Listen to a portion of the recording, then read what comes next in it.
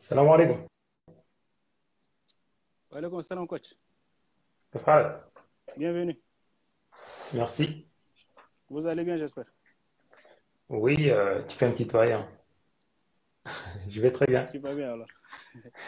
Oui, D'accord. Euh, Merci avant tout d'avoir accepté la demande de discuter sur ce sujet, sur ce thème. Un thème qui est très intéressant, très utile pour le chat que nous voulons, le chat de demain, pour un chat meilleur. Donc, vous me recevez, j'espère. oui, très bien. D'accord. Merci bien Ok. à toi, oncle. Allez-y, allez-y. Merci bien à toi et c'est un plaisir en fait d'échanger sur ce thème avec toi et puis j'espère qu'il y aura d'autres personnes. Déjà, il y a une dizaine de personnes qui sont avec nous. J'espère qu'on va en tout cas donner le mieux de nous et puis on verra. D'accord. ماشي لا خفيف بس ما شغل سريع. ده اللي انترنت دول خليه نورو. Donc, juste, ما euh, c'est un thème, donc les questions, donc, on peut les poser en français et en arabe. N'est-ce pas, monsieur Mustafa? ماشي انا شنو. Ok, je suis d'accord. Ok, d'accord. Sans plus tarder, on va entrer dans notre thème. Bonsoir à tout le monde, bienvenue. Et comme vous le savez, le Tchad est l'un des pays les plus enclavés au monde. Et le taux de pénétration d'Internet au Tchad est très bas. Donc, on note à peu près 6,5% de la population a accès à Internet. C'est-à-dire sur 15 millions d'habitants, seuls 970 000 Tchadiens ont accès à Internet.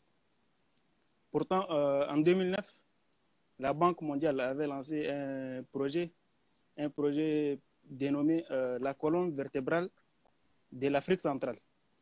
Et ce projet a pour objectif d'aider les pays tels que le Tchad ou bien de les faire sortir de l'isolement numérique. Et 5 ans plus tard, en 2014 précisément, le gouvernement avait lancé un salon international dénommé TIC, CITIC. Donc l'objectif c'est quoi? C'est de faire du Tchad un hub d'éthique. Donc bref, c'est miser sur Internet pour développer le pays. Et c'est à ce niveau que notre thème s'intitule le rôle d'éthique dans le système éducatif. Donc, sans plus tarder, Monsieur Mustafa, on va commencer par quelques chiffres. Je vais donner quelques chiffres relatifs à notre éducation nationale ou bien à notre enseignement, l'enseignement supérieur et l'enseignement secondaire. En commençant par l'enseignement supérieur, on dénombre 1142 étudiants pour une salle d'informatique et 4 institutions sur 20 qui ont accès à Internet.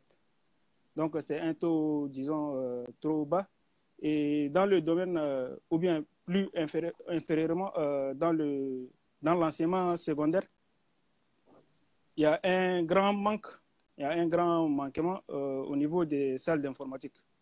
Donc, face à ces, face à ces problématiques, M. Mustafa, où en est le système éducatif tchadien?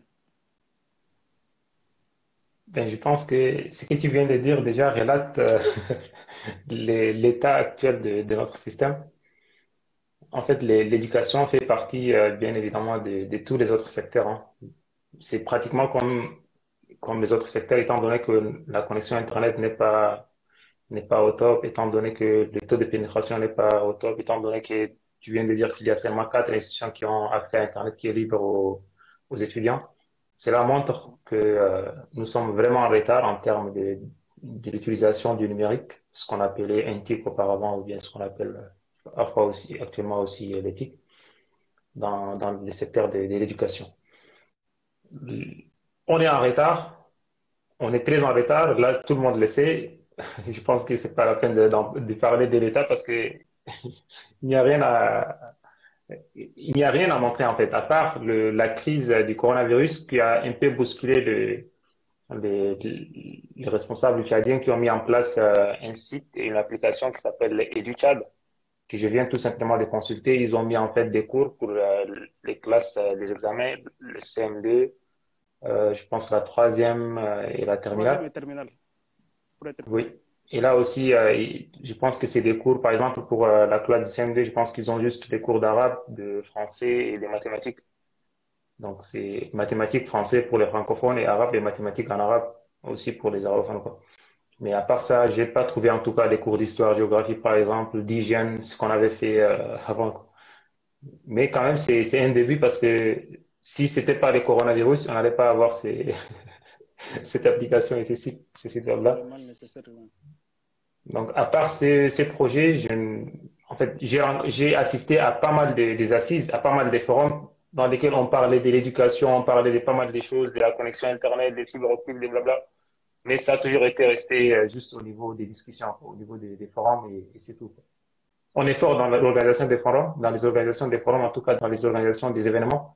Mais pour concrétiser les choses, là, je sais pas, il y a un problème. Il y a un problème, exactement. Oui. Donc, on est vraiment en retard. Tout ce qu'on a en termes d'utilisation des TIC, ou bien en termes de l'état actuel, c'est l'application dont je viens de parler là. Et il y a des choses, des projets en cours, il y en a beaucoup. Mais il n'y a pas de suite, malheureusement. Bon, pour le moment, en tout cas, il n'y a pas un résultat. Les résultats que je connais, c'est celui que je viens d'annoncer. À part ça, je ne connais aucun résultat encore. Ok. Avant d'évoluer, monsieur, il y a beaucoup de monde qui se demandent que signifie TIC, ou bien autrement dit TIC. Donc, Bon, soyons TIC, tous c'est au même niveau technologie avant d'évoluer. d'accord, c'est technologie de l'information et de la communication. C'est juste, en fait, les outils qu'on utilise, ou bien les technologies, mais les techniques qu'on utilise pour exploiter l'information. Lorsqu'on parle d'information, par exemple, si je te dis tu es super, là c'est une information. Le mot super, c'est une donnée. C'est juste pour faire la distinction entre données et information. Mais lorsqu'on parle de TIC, ça concerne en fait des informations, c'est-à-dire des choses qui sont utiles pour l'utilisateur final. Donc, tout ce qu'on peut utiliser pour gérer ces informations-là, on l'appelle TIC. Auparavant, à un certain moment, on utilisait le mot NTIC, nouvelle technologie de l'information et de la communication, mais le mot nouveau a toujours été resté utilisé. Donc, les gens se sont dit que, mais attendez, pourquoi toujours on dit nouveau, nouvelle technologie, mais ça va pas tenir, quoi. Donc, ils ont supprimé le N et ils ont laissé technologie de l'information et de la TIC. communication. Et actuellement, en général, on n'utilise pas les TIC, on utilise le numérique pour parler de tout ce qui est usage de l'ordinateur pour faciliter la vie à l'être humain. Ok. Parlant des usages, les usages de l'utilisation de ces TIC dans notre secteur éducatif. Donc, pouvez-vous nous énumérer quelques usages selon Oui, votre avis, selon on, votre... oui, on utilise en fait le numérique. Au Tchad, à l'intérieur du Tchad, c'est pas évident, mais quand même, on commence à l'utiliser avec l'application que je viens d'annoncer et les sites web. Il y a l'université virtuelle qui a été créée il y a quelques années, il y a 5 ans, 5 ou 6 ans ou un peu plus. En tout cas, l'université virtuelle a été créée il y a cela presque 7 ou 8 ans, mais leurs premières formations ont commencé, je pense, il y a moins de 5 ans. Actuellement, ils ont des masters aussi qu'ils proposent pour ceux qui sont intéressés. Et l'objectif de l'université virtuelle était de permettre l'exploitation de toutes les ressources humaines de l'enseignement supérieur du Tchad. Si tu as un expert en géologie, par exemple, qui se trouve à Béché, et un autre expert en biologie qui se trouve à Mondou, il faudra parvenir à exploiter ces deux ressources-là de telle sorte qu'ils ne vont pas se concentrer uniquement dans les zones où ils se trouvent. Donc, c'est pourquoi ils ont mis en place cette université-là. Et donc, n'importe quel enseignant, où qu'il soit, il peut proposer des cours. Et l'université virtuelle, son objectif, son rôle, c'est de consolider les cours et par la suite les proposer sous forme de formation diplômante. Ils ont commencé avec des masters en informatique. Je ne sais pas s'ils ont d'autres masters ou non. À part ça, il y a l'application dont je viens de parler, et du Tchad. À part ça, je ne vois aucune autre chose palpable qu'on utilise. On a des écoles spécialisées, par exemple l'ENASTIC, qui est une école spécialisée dans le numérique, dans la formation en tout cas des TIC. En termes d'utilisation des systèmes informatisés même au sein des écoles, au sein des lycées ou bien au sein des universités, on n'a pas encore un système unifié. Si tu pars par exemple en Turquie ou bien n'importe où, il y a des systèmes qui sont consolidés, qui permettent aux gens, ou bien en tout cas aux administrateurs ou bien aux enseignants qui se trouvent dans un établissement quelconque, de travailler avec un même système pour enregistrer par exemple les notes, pour générer des feuilles d'absence, pour générer je sais pas, les inscriptions, les attestations d'inscription, ainsi de suite. On n'a pas ça au Tchad, pour le moment en tout cas. Espérons que ça va venir avec le temps. On n'a aucun, moi en tout cas, je ne connais aucune institution qui a un système de gestion intégré au sein d'un établissement au Tchad. Il y a un projet en cours qui consiste à gérer en tout cas toutes les inscriptions des universités du public du Tchad, mais c'est en cours. Je ne sais pas, ça va aboutir quand? Aucune idée. Le futur proche, Inch'Allah. Ouais. Il Donc, y a Alpha qui me demande ma spécialité, ça n'a rien à voir avec ça. Donc, en termes d'état des lieux actuellement, on n'a pas grand-chose. On a une université virtuelle, on a une école spécialisée dans la formation des TIC, et on a en quelque sorte des établissements qui utilisent chacune de sa manière en fait l'utilisation des TIC. Par exemple, à l'université, là, on utilise Excel pour gérer les bulletins de notes. les bulletins. Pareil, oui. Pareil pour la plupart des établissements scolaires au Tchad, y compris les établissements d'enseignement supérieur. Il n'y a pas en tout cas un système, à ma connaissance, il n'y a pas une université qui utilise un système uniforme pour gérer ses étudiants. Ou OK. bien cette structure. Parlant maintenant des usages, Monsieur Mustafa, pour relancer notre système éducatif, on a l'éthique et on a notre système éducatif. Ces éthiques-là, on va les utiliser comme moyen ou objet d'apprentissage ou bien moyen d'apprentissage ou bien simple soutien à notre apprentissage, vu qu'on est encore au bas de l'échelle mondialement. Bon, je pense qu'il faudra tout remettre en cause et puis les utiliser dans les trois cas, en tant qu'objet, en tant qu'une matière, c'est-à-dire il faut intégrer l'informatique. Déjà au Japon, il y a de cela plus de 5 ans ou bien de 10 ans, ils enseignent l'informatique au primaire. Dès le primaire, ils enseignent l'informatique. On peut l'intégrer aussi chez nous, l'informatique, que ce soit au primaire ou bien au collège ou au lycée. Ce qu'on n'a pas ça actuellement. On n'a pas en tout Au lycée, cas c'est la dans quelques plupart lycées des. seulement. Donc, C'est ça. On n'a même pas encore un programme d'informatique pour les lycées. Ce sont des établissements qui le font eux-mêmes, quoi. Par exemple, la mission, lorsque j'enseignais, c'est à moi de proposer mon programme à moi.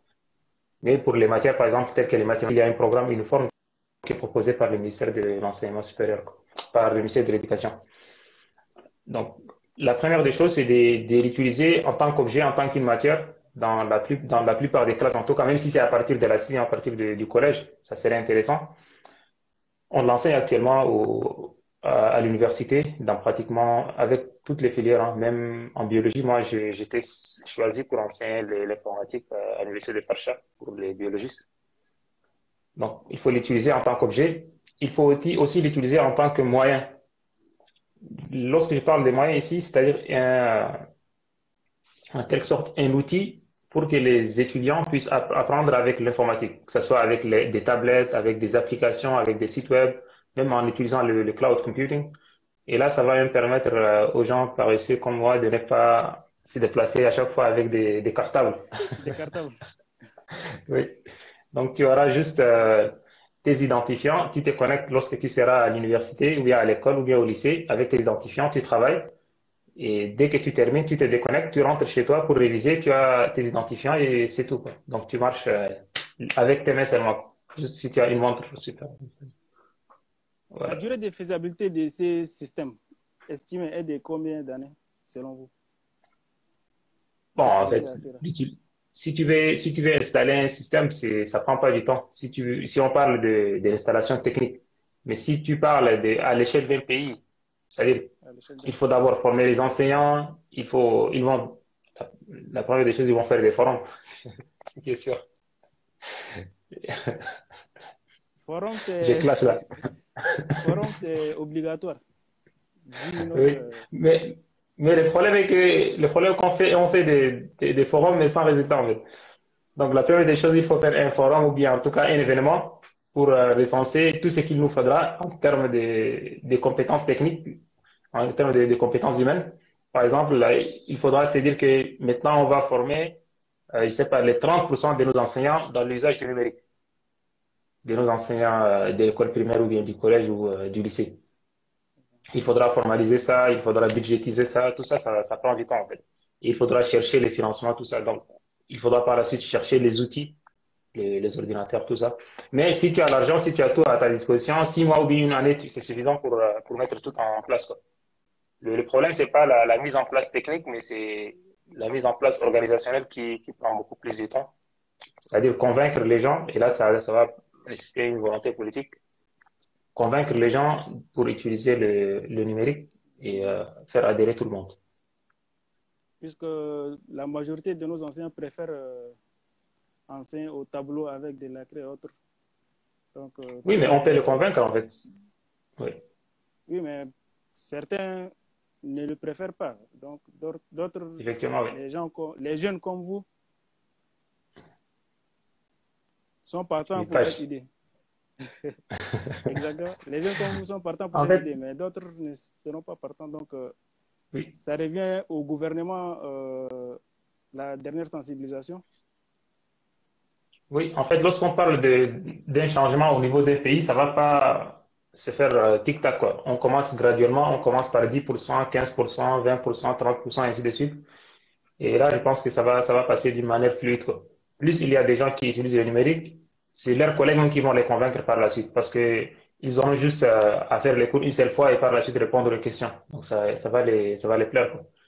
On a peur du numérique parce qu'on on l'a pas encore, on se l'a pas encore approprié, quoi. C'est pour ça. Tant que tu ne t'appropries pas de la chose, tu as peur. L'être humain a toujours peur de l'inconnu, en fait. Exactement. Et comme je l'ai dit au début, dans l'introduction, le gouvernement veut miser sur l'Internet pour le développement. Donc, on a parlé des usages d'une manière brève. Parlons maintenant un peu de ses avantages pour le développement, plus précisément dans le secteur éducatif. Bon, là, j'ai même recensé quelque chose ici, je pense. Hum, Parmi les avantages, c'est ce que je viens de dire d'abord, le fait de... Se On le promener remplit. sans cartable. Oui, là, c'est l'avantage le plus intéressant pour moi. Tous les étudiants, tous les élèves n'auront pas de cartable à prendre avec à chaque fois, quoi, pour se déplacer. Et parfois, il y a ceux qui perdent leurs stylos, leurs cahiers, tout ça là, tu n'auras pas ce genre de problème, quoi. Et là, c'est super intéressant. Et pour l'enseignant, Euh, pour l'État, Et la deuxième des choses, ça permettra aussi aux universités de proposer des formations qui seront en adéquation avec les entreprises. Imaginons que tu termines tes études maintenant à l'université de, je sais pas, à l'USA d'Abéché ou bien à l'université de Adam Bakr d'Abéché et que tu veux travailler dans une entreprise, je sais pas, dans les entreprises occidentales qui se trouvent au Tchad. Tu n'es pas en mesure d'entrer parce que tu ne sais même pas utiliser les outils informatiques. Imaginons que tu as fait la géologie. Je sais pas ceux qui font le pétrochimie et autres là. Ils auront du mal à utiliser le numérique et les grandes entreprises telles que ESSO et autres là, ils utilisent beaucoup plus les outils numériques, quoi. Donc, le fait de proposer ou bien d'utiliser le numérique va permettre au ministère de l'Enseignement supérieur de former des cadres en adéquation avec les demandes de notre marché.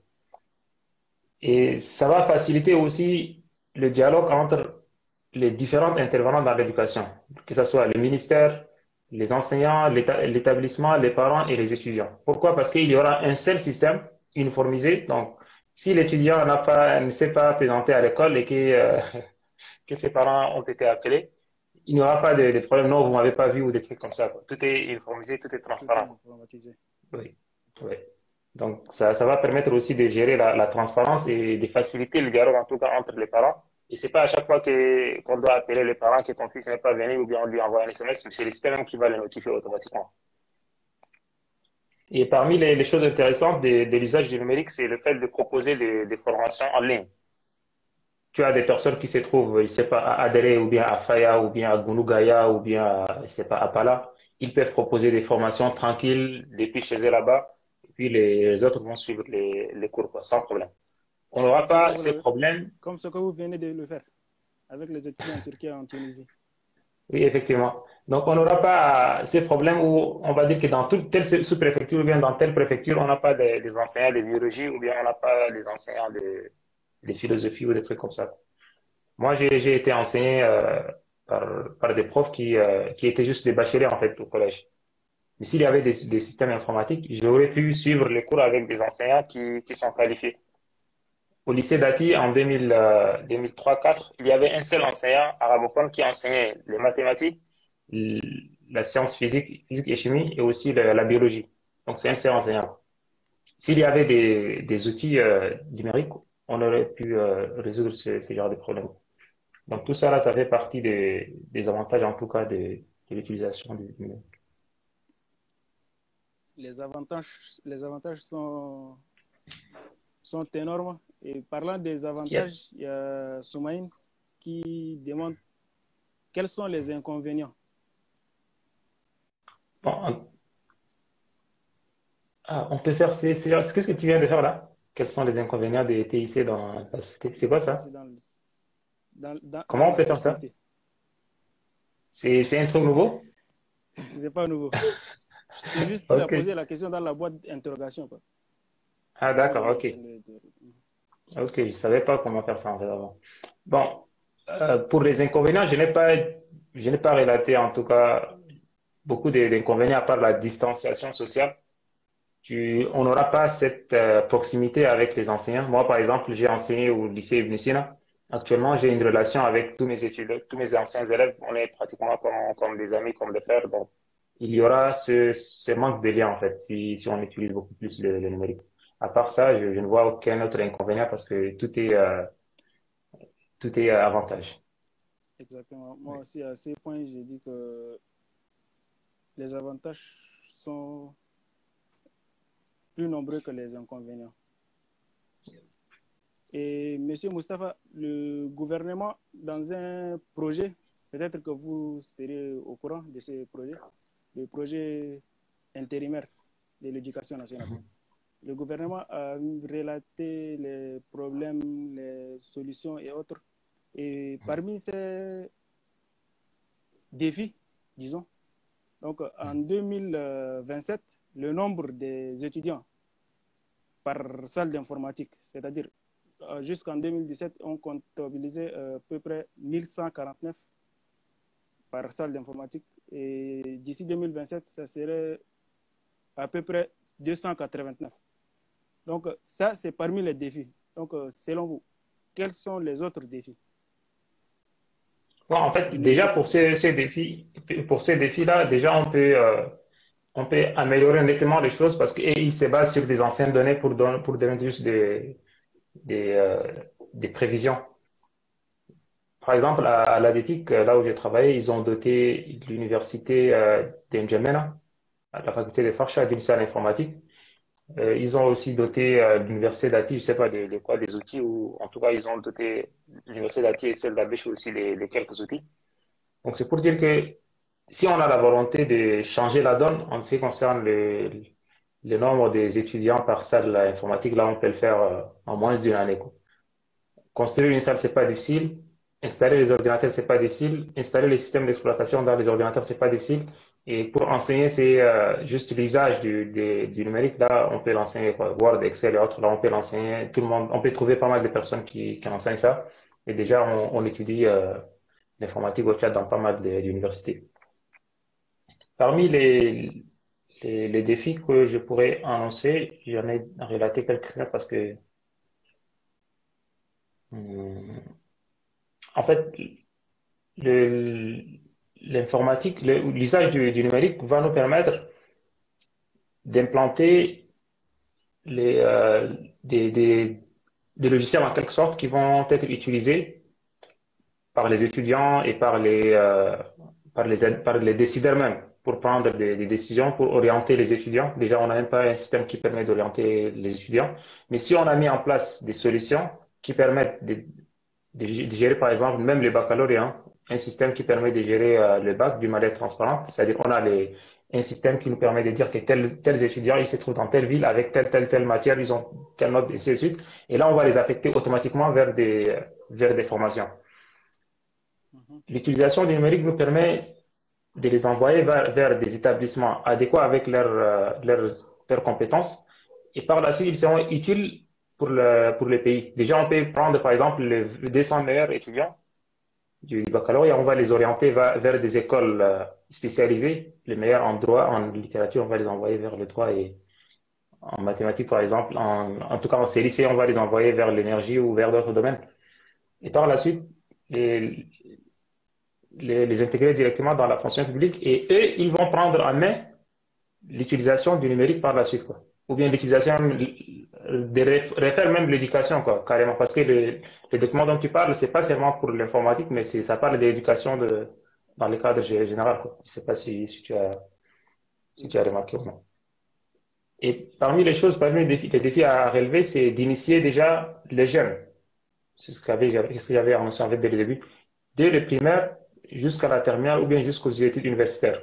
De les initier dans l'usage du numérique. On n'a pas encore ça malheureusement. Il y a pas mal d'étudiants qui ébauchent leurs études à l'étranger et ils ont des lacunes à utiliser les outils informatiques. J'ai même été contacté par pas mal d'étudiants qui font les droits et qui sont étonnés parce qu'ils voient leurs collègues utiliser l'ordinateur comme des informaticiens, quoi. Donc là aussi, ça fait partie des défis à relever par nos responsables en tout cas, bien par le gouvernement, je sais pas. Qui sont nos Et, responsables? ok, Ok. oui. Il y a pas mal de choses, hein. Je peux citer, mais le mieux, je pense, c'est des passés. Sinon, il y a par exemple le fait même de former les enseignants pour utiliser le numérique. Là aussi, ça fait partie des défis à relever parce qu'il faudra détecter les bons enseignants à former au début et par la suite. Et ils vont faire le transfert de compétences en interne, quoi. On ne fait pas envoyer tout le monde à l'étranger, mais on ne peut pas envoyer tout le monde à N'Djamena pour se former en informatique. Mais par la suite, on peut envoyer juste une dizaine ou bien une trentaine de chaque région et ils vont faire le transfert de compétences à l'interne. Voilà, il y a pas mal de défis en fait à relever. Inch'Allah. Monsieur Mustafa, à présent, on a une question de Monsieur Mahmoud qui dit qu'est-ce qui freine l'usage d'éthique au Tchad et comment faire pour surmonter ces défis? Papa. شغل كل اللي نقول فيها. Bon, ce qui freine, c'est la volonté politique. Lorsqu'on parle de l'usage du numérique au niveau national, c'est la volonté politique, point barre. Il n'y a pas une volonté politique manifeste, quoi. Et lorsqu'on parle de volonté politique, c'est clair, quoi. Si maintenant, par exemple, le président prend le bâton ou bien il descend au ministère de l'Éducation ou bien au ministère des Télécoms et il leur dit faites ça d'ici la fin 2021, vous allez voir que d'ici 2021, la plupart de nos universités, la plupart de nos écoles vont utiliser le numérique. En fait, c'est un problème de volonté politique, quoi. Pourquoi? Parce que ceux qui travaillent au ministère, au niveau des agences spécialisées dans le développement des TIC, ne font pas le travail comme il le doit dans les textes qu'on a, quoi. En tout cas, dans les tâches qui leur sont confiées ne sont pas exécutées comme il le faut. Et donc, du coup, ça freine les choses. Je pense que c'est ça le plus grand problème. Mais en parallèle, il y a des jeunes qui sont là, qui essaient de changer la donne. Moi, par exemple, avec mes collègues, on vient de lancer DryChat, qui va contribuer en tout cas sur l'usage du numérique au Tchad dans l'éducation. Il y a Abdelwahid Akarabik, lui aussi, il a lancé une application dans l'éducation. Il y a un autre jeune Tchadien qui a lancé une application qui s'appelle Talim, je pense. En tout cas, il y a pas mal d'applications et cela va en tout cas pousser avec le temps les décideurs même de changer un peu leur mentalité et de travailler sérieusement. Mais si on parle au niveau national, c'est trivial, c'est la volonté politique. Il faut une volonté politique manifeste et il faut faire changer les choses, quoi. Que ce soit avec le bâton ou bien avec l'argent. Tous les moyens sont bons pour que ce Oui. test. À présent, Monsieur Djibrin Adoum Djibrin. nous a Yep. envoyé une question. Comment peut-on mettre en œuvre tous ces avantages de façon spectaculaire? Waouh. Spectaculaire, là, je sais pas. Mais en tout cas, si, si on veut profiter de ces avantages, il faudra en fait mettre, mettre en place une politique nationale pour numériser l'éducation et l'enseignement supérieur au Tchad, si on veut vraiment bénéficier de ces avantages. Maintenant, moi, je n'ai pas une baguette magique. Mhm. Je pense que le ministre des Télécoms aussi n'en a pas. Donc, s'il faudra utiliser ou bien bénéficier de ces avantages, il faudra en tout cas conjuguer les efforts. Et là, c'est tous les ministères qui sont concernés, le ministère de l'Intérieur, le ministère de l'Éducation nationale, le ministère des TIC, en plus des agences spécialisées et les délégations de l'éducation et les délégations des ministères des enfants supérieurs dans chaque province. C'est en conjuguant leurs efforts que ça va changer. Voilà. D'accord. Mais je n'ai pas en tout cas une baguette magique et je ne sais pas si les ministres en ont aussi. Le ministre, comme vous venez de le dire, c'est une volonté politique. Ça dépend toujours du gouvernement Oui. parce que le système maintenant est, disons, en faillite. Donc, En si fait, le gouvernement... il se pourrait que le ministre ordonne, il se pourrait que le ministre dit, il se pourrait que le ministre oriente, mais par la suite, c'est au niveau des directions ou bien au niveau des délégations que ça va traîner, quoi. Et là aussi, tu vas te demander, mais pourquoi le ministre ne va pas démissionner après 6 mois de résultats ou bien après une année de résultats? En tout cas, le problème est complexe. Moi, je ne suis pas un politologue, je ne suis pas un analyste en Sciences Po. Donc là, Exact. c'est la politique, je ne sais rien du tout. Moi, je sais que si on décide actuellement, si on décide, on met en place un comité, je ne sais pas, composé de 10 ingénieurs ou bien de 10 docteurs en informatique, on leur dit de numériser le système numérique du chat, on met à leur disposition les outils nécessaires et les ressources nécessaires, ils peuvent le faire en moins d'une année ou bien en moins de 6 mois. Mais je ne sais pas analyser en tout cas les trucs politiques et autres. Je suis nul dans ça. Parmi les solutions, il y a M. Mahmoud qui dit qu'il faut un suivi. Ah, oui, le suivi est là en fait. À chaque fois, on fait des forums, on fait des documents et on met en place des comités de suivi. Mais ça Ça n'aboutit n'aboutit pas. pas. Oui. Moi, j'ai assisté à plusieurs forums. J'ai même assisté à un forum, le forum consistant à préparer le PND 2017-2021. En fait, dans le cadre du PND, le PND, c'est le Programme national de développement. Il y a le PTN, le programme tchadien du numérique ou bien le programme du Tchad numérique, je pense. Dans le PTN, on avait parlé de plusieurs projets. Parmi les projets dont on avait parlé, c'est le développement des sites web, une trentaine de sites web pour les institutions du Tchad. On avait parlé d'un système de numérisation de l'enseignement supérieur. On avait parlé d'un système numérique pour, en tout cas, enregistrer les cours. Ils ont dit qu'ils avaient commencé, en fait, les cours dans nos dialectes.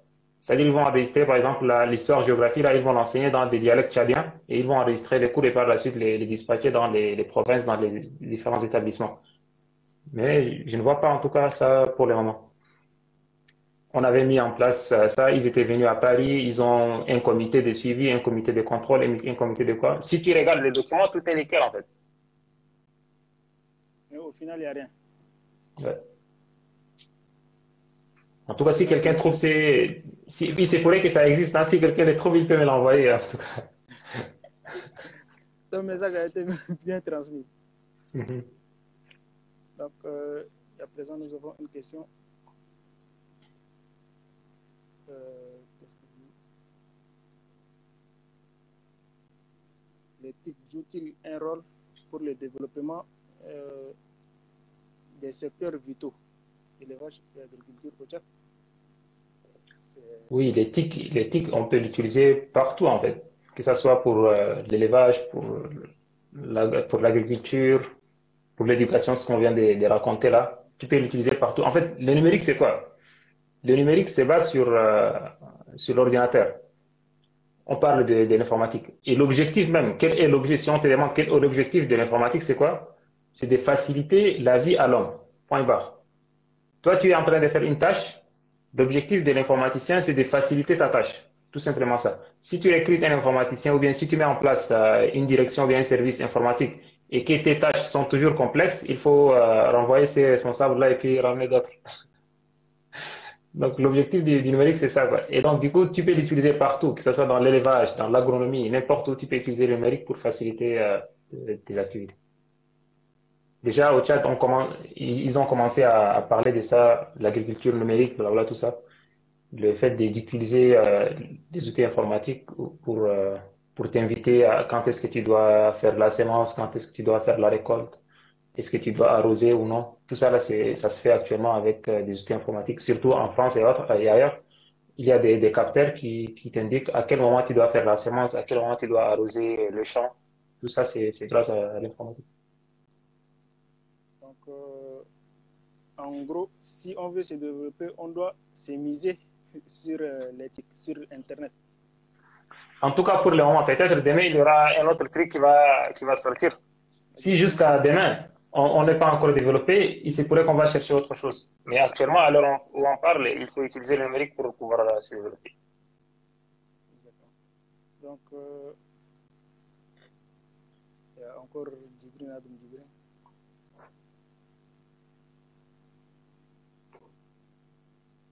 Seulement qu'au chat, c'est le contraire en fait. On dit qu'avec l'informatique, on peut faire changer les choses et là, cela va devenir plutôt une occasion pour gagner des marchés. En tout cas, on se comprend. Hein. Moi, Le message a été bien reçu. Le message a été bien reçu, M. Mustafa. Oui. Mais qu'en pensez-vous de l'entrepreneuriat numérique au Tchad à l'état actuel? Bon, C'est en fait, tout est conditionné avec Internet. En fait, j'avais sélectionné quelque chose, je l'avais pas dit. Il y a un certain Kobobé Onsou qui était ou bien qui l'est toujours, je sais pas. En tout cas, en 2018, 2017, il était le chargé des statistiques et des laboratoires du marché des télécoms à l'ARCEP. Il disait quoi? Nous pensons que si nous arrivons à activer la fibre optique via le Soudan, les communications seront moins chères au Tchad.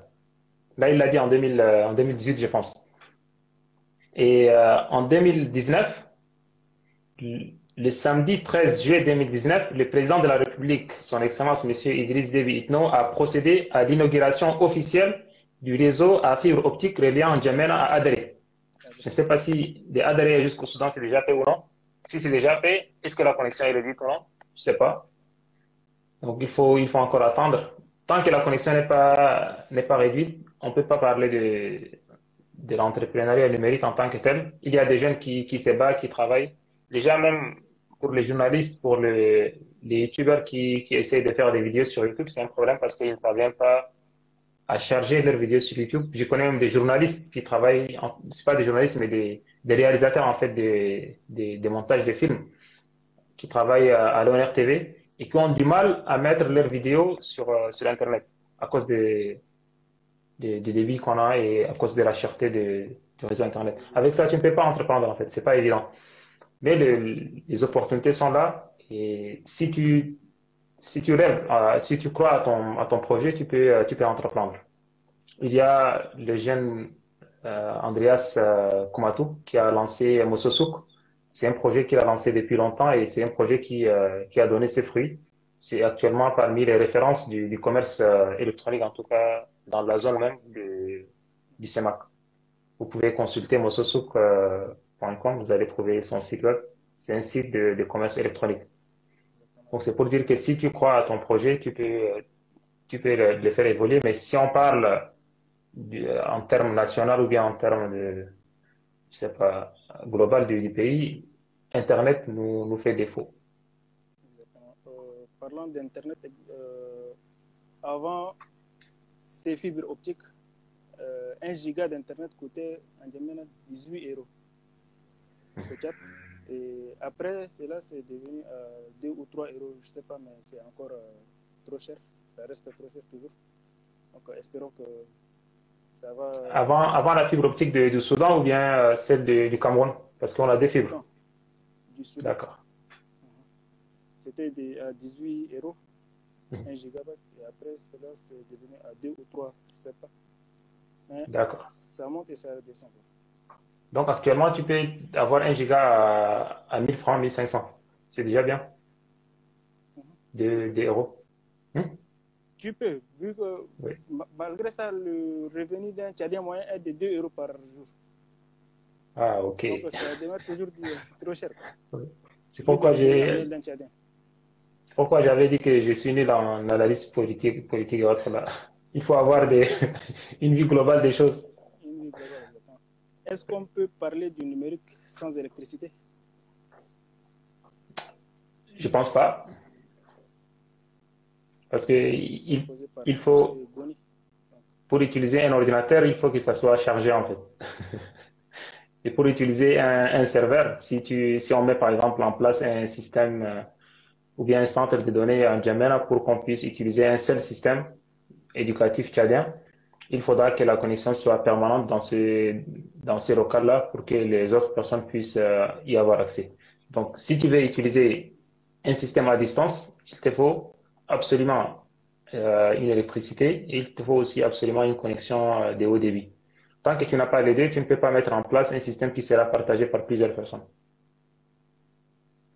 d'accord. Il y a Dida qui demande pourquoi le programme informatique n'est pas inclus dans le programme des systèmes éducatifs. Je sais pas, je suis pas le ministre de l'Éducation. Je ne sais pas en tout cas, mais ce que je demande, c'est de l'intégrer en fait. Je ne sais pas pourquoi, peut-être que les décideurs n'ont pas encore vu l'importance, peut-être que les décideurs se sont dit que pour le moment, on n'a pas les compétences requises pour pouvoir le proposer comme une formation obligatoire aux étudiants, aux élèves. Et peut-être qu'ils se sont dit qu'on n'a pas encore les moyens pour mettre en place des salles informatiques, et c'est pour eux qu'ils ont les raisons, je ne sais pas. Mais moi, je ne sais pas en tout cas. Voilà. Peut-être qu'ils vont l'intégrer aussi dans les années à venir. Oui, peut-être, espérons. C'est tout. Moussa Hussein qui demande notre retard par rapport à la TIC. A-t-il un rapport avec le manque ou incompétence des spécialistes du, du, du domaine, du domaine? J'ai compris la question. Ouais, c'est pas vrai. En fait, s'il s'agit des compétences, on a des compétences qui se trouvent un peu partout. Si on prend par exemple, moi je suis actuellement en France, je connais au moins une dizaine de personnes qui travaillent dans des grandes entreprises françaises ici. C'est là, si tu les ramènes au Tchad, ils peuvent te faire des miracles, quoi. À l'intérieur du pays aussi, on a pas mal de personnes qui sont compétentes et qui ne sont pas exploitées. Donc, en termes de compétences des ressources humaines, on n'a pas ces problèmes-là. Je ne crois pas en tout cas. En termes de ressources financières aussi, pour former des gens aussi, on n'a pas ces problèmes-là. On peut tout simplement, par exemple, se décider maintenant et dire que les promotions, les 3 prochaines promotions de l'ENASTIC ou bien de l'université virtuelle, on va les intégrer directement à la fonction publique et on va les envoyer pour se former. Je donne un exemple comme ça. On va les envoyer pour se former pendant 3 ans ou bien pendant 4 ans et faire des stages dans des grandes entreprises telles qu'Orange et autres, et puis revenir prendre des choses en main. On peut le faire. On a les moyens pour faire ce genre de choses. Ça coûte même pas 1, 2 ou 3 milliards, quoi. Et cet argent-là, on le gaspille parfois sur des sites web, développement des sites web classiques là. On est en train de dépenser ces argent. Donc, les compétences nécessaires, on a ces compétences-là. Malheureusement, la plupart que je connais sont à l'extérieur. Mais à l'intérieur aussi, on a pas mal d'ingénieurs. Moi, je connais des dizaines d'ingénieurs au Tchad. Une fois, on avait lancé une formation pour former quelques jeunes, 30 personnes en développement mobile. En 48 heures, on a reçu 78 demandes. Dans les 78 demandes, il y avait presque 80% qui avaient mis au moins un bac plus 4 en informatique. Donc, c'est pour te dire que les compétences, on les a déjà. Là, il se pourrait qu'il va me dire, mais non, et ils ont juste le diplôme. Est-ce que ça montre qu'ils ont les compétences requises? Déjà, le diplôme, ça atteste que tu as déjà un certain niveau. Là, on est d'accord là-dessus. Maintenant, en ce qui concerne les compétences avec les pays étrangers, autres, là, c'est avec le travail que tu vas les développer. Mais on a pas mal d'ingénieurs tchadiens qui travaillent dans la sécurité. Moi, je connais des ingénieurs qui travaillent ici en France dans la sécurité informatique, dans le BI, dans le big data, dans pas mal de domaines. On a pas mal d'ingénieurs qui travaillent un peu partout. Et on a même des ingénieurs qui travaillent à Oracle aux États-Unis. Donc, les compétences sont déjà. Si on invite ce genre de personnes, on leur propose le double de leur salaire là-bas, ils vont accepter, ils vont venir. Il n'y a aucun problème. Et leur salaire, ça coûte même pas cher pour l'État si l'État a une volonté réelle pour changer les choses. Ce genre de personnes gagnent par exemple, aux États-Unis, peut-être là-bas, il va gagner dans les 15 ou bien dans les 10 millions. On peut lui proposer 20 millions par mois. Il va venir, il va changer les choses en une année. C'est très simple, quoi. Donc, on a des compétences. Il nous suffit donc d'une volonté politique. Oui, une volonté politique, que ce soit à des hauts niveaux ou bien au niveau intermédiaire aussi. Dans les directions. Oui. Ok, Une chose est sûre, merci. si oui, vas-y. Allez-y, خليك انا allez-y, ما نوريك الاخر. terminez. اخر ما نوري نمشي نعجينا ساكت vas-y. J'ai dit ma vie, Inch'Allah. Donc, il y a M. Nousradine qui dit pensez-vous qu'Internet au chat devient une chose de luxe au peuple Oui, accessible c'est à quelque tous? chose de luxe actuellement. Actuellement, Internet, c'est quelque chose de luxe. C'est pas n'importe qui peut avoir accès à Internet. Moi, j'ai des amis qui étudiaient au Cameroun. Ils étaient rentrés pendant la crise là au Tchad. Ils se connectaient une fois ou bien deux fois par semaine, quoi. Et là aussi, ils me donnaient les rendez-vous. Ils me disaient qu'à telle heure, je vais me connecter. Tel jour, je vais me connecter, quoi. Donc, c'est vraiment un luxe. Donc, il y a M. Tom Tahir qui demande comment peut-on améliorer le système d'orientation du système éducatif. Le Ah, système là, d'orientation. oui, on revient à la même chose. Vous avez répondu à cette question au début, mais Oui. Il suffit seulement que le ministère de l'Éducation, à son niveau, met en place un comité qui va se charger de ces problèmes-là. On fait le bac, c'est déjà une bonne chose. Les données sont centralisées au niveau des RONEX.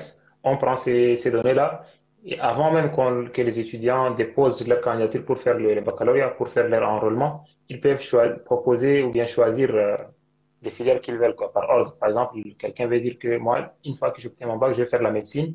Deuxième option, c'est mathématiques. Troisième option, c'est la biologie. Et en fonction de ça, et en fonction de ces choix-là et les résultats, les étudiants seront orientés directement vers les établissements. En tout cas, c'est ce qui se passe en Tunisie. Moi, j'ai travaillé dans ce projet-là. J'ai travaillé dans un projet qui s'appelle Selima. Selima, c'est le système d'administration des licences et masters en Tunisie. J'ai travaillé dans ce système. J'ai mis en place pour notre établissement un module qui permet de générer les listes d'absence, les fiches de notes pour les étudiants et qui permet aussi de pomper les notes par la suite, quoi. Une fois que l'enseignant a donné les notes, il va les pomper dans le système. C'est un système central au niveau tunisien. Donc, ça veut dire que si le ministère a pris la décision, il suffira seulement de prendre le choix de toutes les personnes.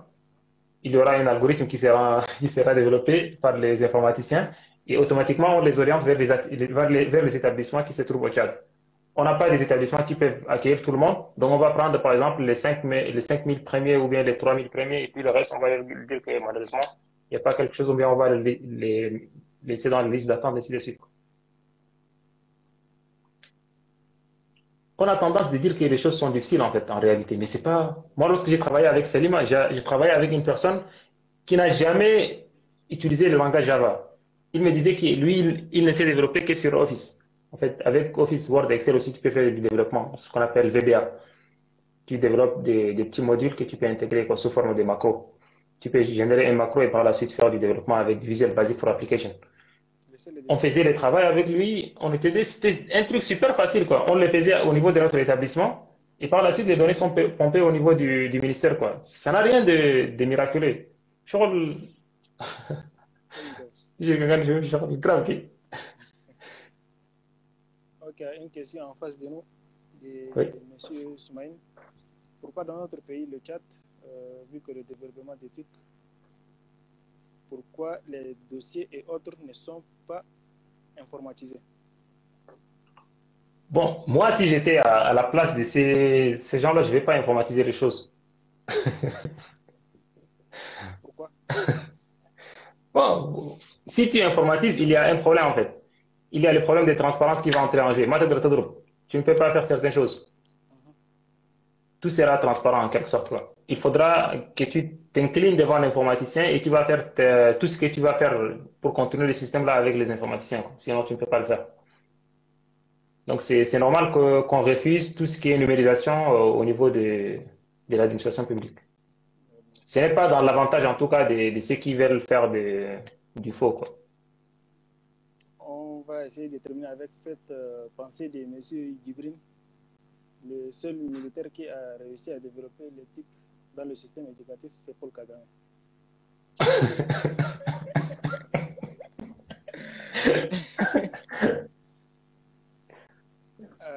Avec ceci, on est arrivé à notre fin, Monsieur Moustapha. Donc, si vous avez un dernier mot à dire. Bon, merci bien pour cet échange. Je pense que le message de Djibril est clair. C'est moi qui l'ai oublié d'ajouter et son Excellence, Monsieur Idriss Déby, non? Tout simplement ça. Je blague.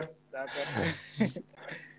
Voilà. Je pense que l'éducation du Tchad ou bien tous les secteurs, si on veut développer n'importe quel secteur en utilisant le numérique, on peut le faire. Il suffira seulement d'avoir une volonté manifeste des décideurs. Une fois qu'on a la volonté manifeste, il faudra se mettre au travail. Et pour développer ce genre de système, ça coûte pas vraiment du temps et ça coûte pas vraiment d'argent aussi. On a des solutions qui sont open, des solutions qui sont quasiment gratuites, qu'on peut utiliser directement. Il suffira seulement d'avoir les bonnes personnes qui vont choisir les outils. Ce n'est pas du tout miraculeux et on peut le faire. Si d'autres personnes l'ont fait, nous aussi on peut le faire. Voilà. Et merci bien pour cet échange et merci à tous ceux qui nous ont suivis. Merci pour ceux qui ont posé des questions et je m'excuse pour ceux qui ont posé des questions auxquelles je n'ai pas pu répondre. D'accord, Monsieur Moustapha, nous aussi on vous remercie d'avoir toujours été aux côtés des jeunes. C'est un acte honorable. Donc, merci pour ces partages de temps, partage de savoir avec nous. Et je vous souhaite de passer une excellente soirée. Merci encore et bonne soirée. Merci bien. Merci. Bonne soirée à toi aussi.